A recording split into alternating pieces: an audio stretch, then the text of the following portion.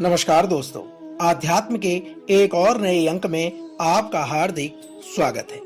दोस्तों, विवाह पंचमी मार्गशीर्ष मास की शुक्ल पक्ष की पंचमी तिथि को मनाया जाता है। इस दिन भगवान श्री राम तथा माता जानकी का विवाह हुआ था, इसलिए इस तिथि को बहुत ही शुभ माना जाता है। यदि बात करें, इस साल विवाह पंचमी 17 दिसंबर को पड़ रही है।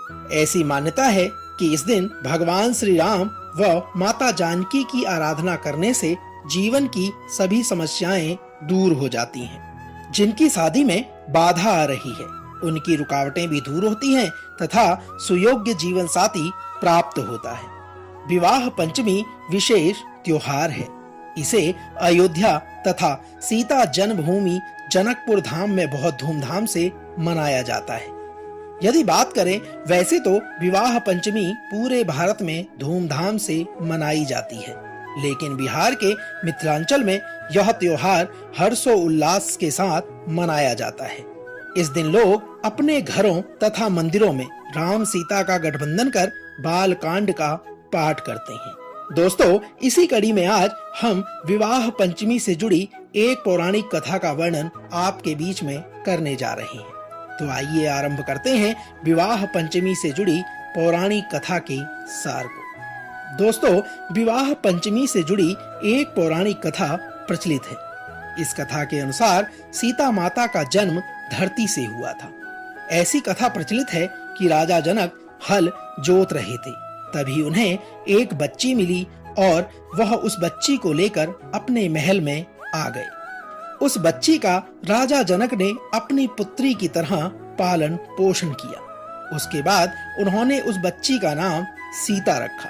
सीता जी को लोग जनक पुत्री या जानकी कहकर भी बुलाते थे। माता सीता ने एक बार मंदिर में रखे शिवजी के धनुष को उठा लिया था। उस धनुष को परशुराम जी के अलावा किसी ने नहीं उठाया था। इस घटना से राजा जनक बहुत प्रभावित हुए तथा राजा जनक ने निर्णय लिया कि वह अपनी पुत्री का विवाह उसी के साथ करेंगे जो इस धनुष को उठा लेगा।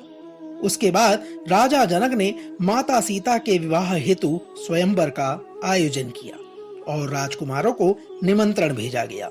उस स्वयंवर में महर्षि वशिष्ठ के साथ भगवान श्री राम तथा उनके भाई लक्ष्मण भी सम्मिलित हुए। दोस्तों, जब स्वयंवर शुरू हुआ तो सभी राजाओं ने शिवजी के धनुष को उठाने का प्रयास किया, लेकिन उसे कोई उठा नहीं सका। यह देखकर राजा जनक बहुत निराश हो गए, लेकिन तभी महर्षि वशिष्ठ ने श्री राम को धनुष उठाने के लिए कहा।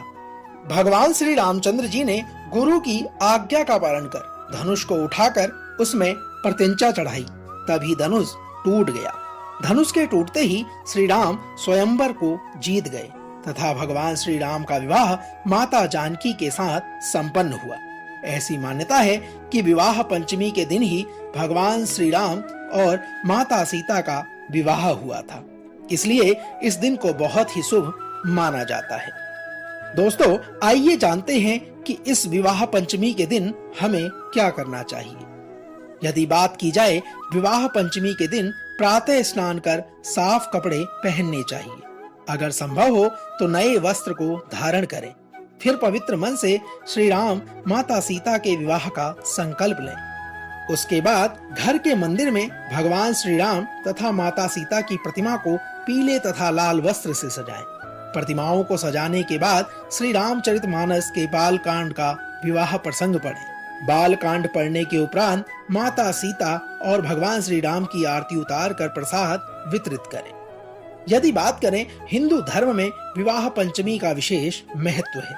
इस दिन भगवान श्री राम और माता सीता की आराधना करने से मनचाहा वरदान प्राप्त होता है। यही नहीं, सच्चे मन से प्रभु को याद करने से सभी प्रकार की वैवाहिक समस्याओं का भी अंत हो जाता है। इस दिन मनुष्य को बाल कांड में भगवान राम और माता सीता के विवाह का प्रसंग अवश्य पढ़ना और श्रवण करना चाहिए। इसके अलावा विवाह पंचमी के दिन संपूर्ण रामचरितमानस का पाठ करने से सभी प्रकार के पारिवारिक सुख प्राप्त होते हैं। साथ ही परिवार में सदैव सामंजस्य तथा प्रसन्नता का वातावरण बना रहता है। इस दिन रात में भगवान श्री राम और माता सीता का भजन भी शुभकारी फलों को प्रदान करता है। दोस्तों, तो यह तो थी भगवान श्री राम और माता जानकी से जुड़ी विवाह पंचमी की पौराणिक कथा का सार। हम आशा करते हैं कि आज का यह अंक आपको अवश्य पसंद आया होगा। कल एक और नए अंक के साथ फिर आपसे होगी मुलाकात।